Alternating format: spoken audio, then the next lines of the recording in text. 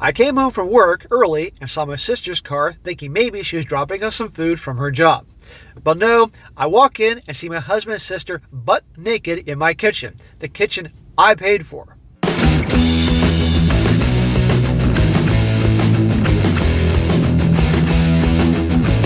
Welcome back to They Did What?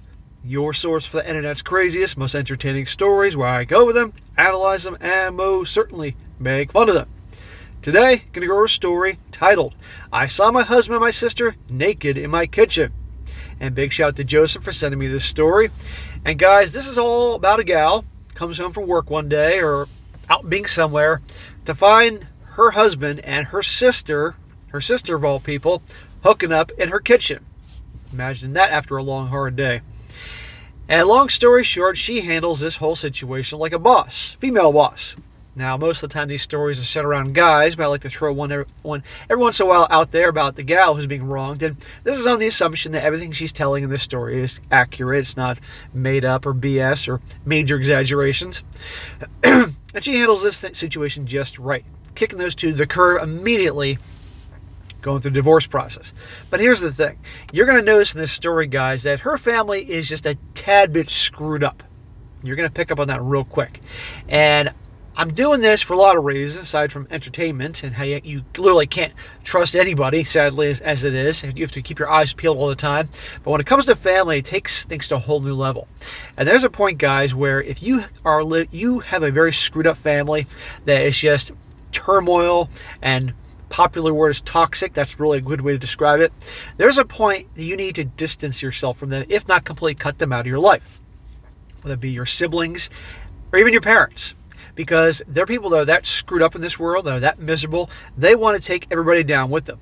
And you're going to see in this story, it's a situation like that. And it's really unfortunate because if there's anybody in this world you should be able to count on, it's your family. But sadly, that is not always the case. And there's a point, it is better to be alone and be there with your dog or your cat or your freaking bird than to have people around you can't trust, friends or family. But you're going to see here, she handles this right. So, getting started, says here, I can't move. If I move, it becomes real and I have to accept what I saw and think of what's next. I came home from work early and saw my sister's car, thinking maybe she was dropping us some food from her job. But no, I walk in and see my husband and sister naked in my kitchen, the kitchen I paid for. As soon as it registered what I saw, I got into my car and left. I kept driving, just driving and driving and driving until I found the hotel, which I'm now at. I don't want to believe it. I don't know what to do. My sister, my only family, and my best friend, the one who's supposed to be there for me and support me. My husband, my person, my other half. The one who's supposed to love and respect me. The two most important people in my life have ruined everything. That is terrible.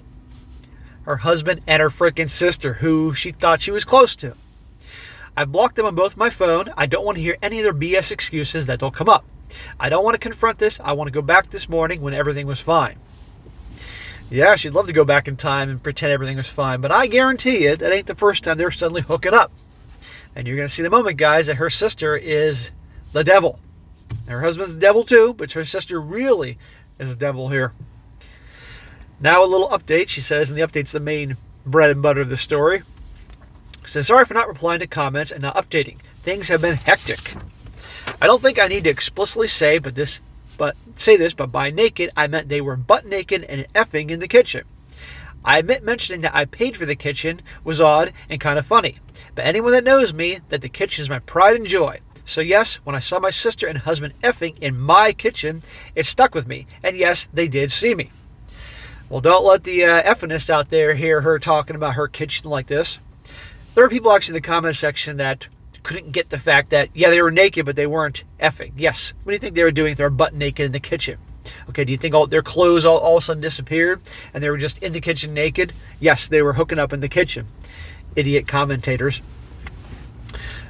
She says, when I got to the hotel, I cried for a few hours and then I just wanted to tell someone, anyone. The two people I would talk to when something happened in my life were the two I needed to talk to about it, and it was 11-something in the evening. So I wasn't going to disrupt my friends' evenings and burden them.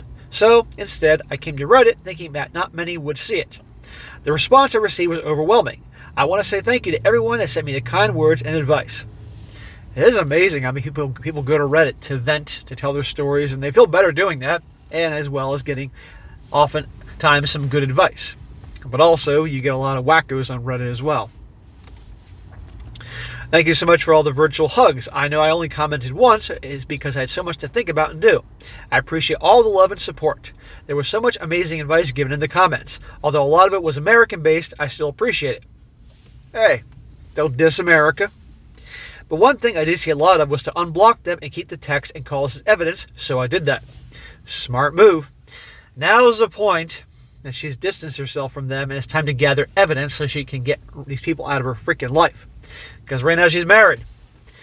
But we all know darn well that if the courts tend to be in the favor of the woman, so I think she'll make out just fine. After posting another good cry, I knew I had to get my shit together. I didn't have my sister or any family to help me, so I had to do it all myself. I started researching what my next steps were. In the morning, my friend called me saying my sister contacted her, wondering if I'd been in contact with her. And I love to know the story that the sister told this friend. I told her what happened, and she very kindly offered her spare room and her day off work to help me sort things out. I called in sick at my job, and my friend helped to get things done. I got in contact with my friend who works at a bank, and she helped me start sorting my financials. My friend also found me a lawyer to consult with. After my phone conversation with the lawyer, I was so overwhelmed. I now know why so many women don't divorce their cheating husbands. It's such a lengthy, expensive, emotional, draining process. Well, last time I checked, generally it's the women that divorce their husbands, and nowadays they're quite enthusiastic about it when they reach that point. So, but I can tell here, this is the woman writing this story, unless this is completely fabricated.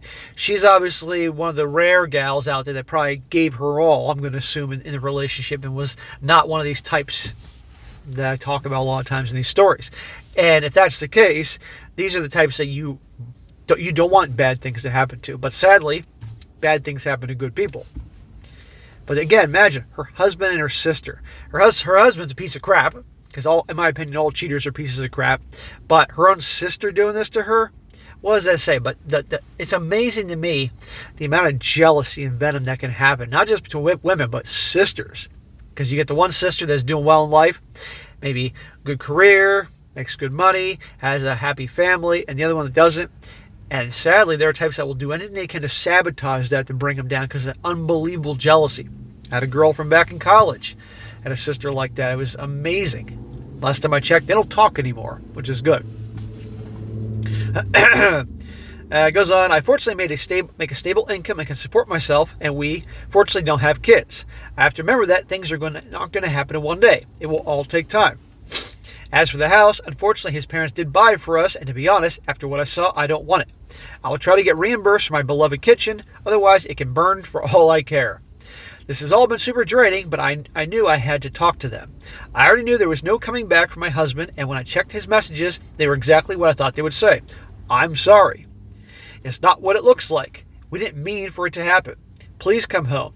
I love you, blah, blah, blah. Just absolute BS. Sounds like the same BS that, in the stories I do, that the guys get from the gals that cheat on them, right? I'm sorry. It's not what I look like. What is it? What do you think it looks like when somebody walks in the kitchen and sees two people butt naked rolling around? Duh. With the sister. Says a small part of me thought maybe I could find it in me to forgive my sister as we only have each other. Wrong. She knew exactly what she was doing, and you'll see in a moment, guys. Believe me, she really knows what she's doing. But after opening all her messages, all hope was lost. She used the same excuses we heard our father use when he cheated on our mother and beat us. She said the same things that our mother would say when she would excuse our dad's behavior and also beat us. So let me get this straight. The father's a big cheater, and he would physical harm the kids. The mother would make excuses for the dad. I'm sure she was no picnic, and would also use physical harm against the kids. And now the sister is hooking up with her husband. If there's any good reason to have nothing to do with your whole family, this is it. And it's sad people grow up in a house and a family like that. It's terrible. So I spoke to her this morning and I asked her to tell me straight up who, what, where, when, and why. She told me back in July when I went on a girls' trip she was at our house and joked to my husband I would cheat on him on the girls' trip because that's what always happens. Well, it takes one to know one, huh? He said nah, and they joked about it, but she said that he could get even with me, and they ended up doing it once. So she totally went over there on purpose, manipulated him into hooking up with her. But you know what? Obviously, it wasn't too difficult because he obviously just did it right then and there. He probably liked her. There was never any evidence or signs of anything that was going on or even thinking of cheating. I told her we were done and that there's nothing that she could do to bring us back together. Good for her. I later received a call from an unknown number. It was my mother, who I haven't spoken to for 7 years. Turns out my sister has been in contact with her and told her what happened. And my piece of crap mother, the same woman who beat me for breathing wrong, had the audacity to say that's what I get for taking her daughters away from her. Wonderful family. So she hasn't talked to mom for 7 years, and that's good. But that's the mother's happy about this. They probably planned it, the mother and the sister. It hurts so much. I know things are going to get messier and there's going to be a few long years. I've now lost all my blood relations. I need to get all my shit and find a new place. I want to show that I can and I will thrive without them. Again, thank you from the bottom of my heart for all the love and advice. All the people in the comments that could relate to me, I'm so sorry. So that is it. And I'm going to get to the comments in a second, but in her situation, if this was a guy, I would say the same thing. Scorched earth, end the marriage, get out of there. Don't take... Again, this is a guy, I'd say don't take her back, and that was his family doing that to him, like, say his wife was hooking up with his brother. I'd say, that's it. I have nothing to do with them. They're pieces of crap. They're a-holes. And it's the same thing here. Okay, and it's a shame that anybody has a family like that. She is better off on her own. And if she has a couple of good friends she can trust, okay. Sounds like she makes decent income. She can start over. And guess what? Newsflash, the courts are going to be on her side. So, in this case, if it's a good person and the story's accurate, I absolutely wish her the best. And she can start over, do a lot of soul searching, but I'd have nothing to do with that family again. I did a story about a month ago about a sister who was hooking up with a girl's husband, or no, she liked the husband and was doing everything she could to manipulate the situation, tore the family apart. But that girl moved on and got her life together and did have the last laugh. So I wish the best for this gal too. I wish the best for anybody that's a good person that gets royally screwed over by people they trust and love.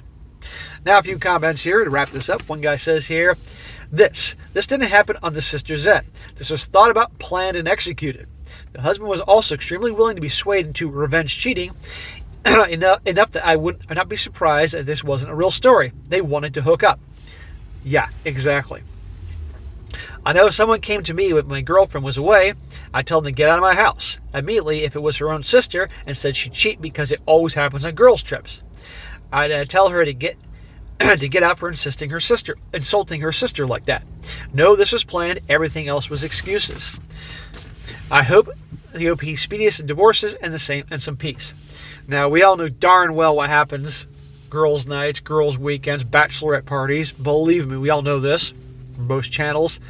But again, benefit of the doubt for the girl writing the story that she's actually one of the small percentage of gals that has some actual integrity and wouldn't do this to their guys. But yeah, this is all well planned. Another guy says, people are such dicks. Honestly, when my ex cheated on me, I went biblical vengeance. In mind, saith the Lord. Honestly, while temporarily satisfying, she did me a favor, taking him off my hands. Who wants to live a life where you can't trust your partner? What would devastate me, however, is the sister's betrayal. Poor OP, I hope things work out for her. I think things will work out for the gal posting this story. And last one, she's much better off without them. Once she gets over mourning the loss of the relationships she thought that she had, she's going to feel like she can breathe again. Like a weight has been lifted off that. Yeah. Exactly. And I guarantee you, this isn't the first time I guarantee the sister has shown signs of BS in the past, but she probably chose to ignore it thinking, hey, this is the only family I have left. Because there are people out there that could have a crappy family and maybe they're attached to a brother or sister. And believe me, they bring their own baggage of shit. But they figure, it's minor compared to the rest of the family until one day something happens to impact them in their lives. So it's, again, a lot of people can't do this. And I get it, but it is better to be alone than to be around people that could do things like this to you. But the thing is, you can have one or two just really good friends that you can count on, truly are good people that you can trust and count on, that aren't jealous, that aren't spiteful, that aren't plotting things behind the scenes. In my opinion, you're good for life. And of course, have your dog, or like me, your cats, and you're good to go. And have things that you enjoy in life, activities, goals, ambitions, and all that, and you're fine. But there are just a lot of shitty people out there. And honestly, a majority of people out there, from my experience, I'm almost 45, aren't happy about more than one thing in their lives.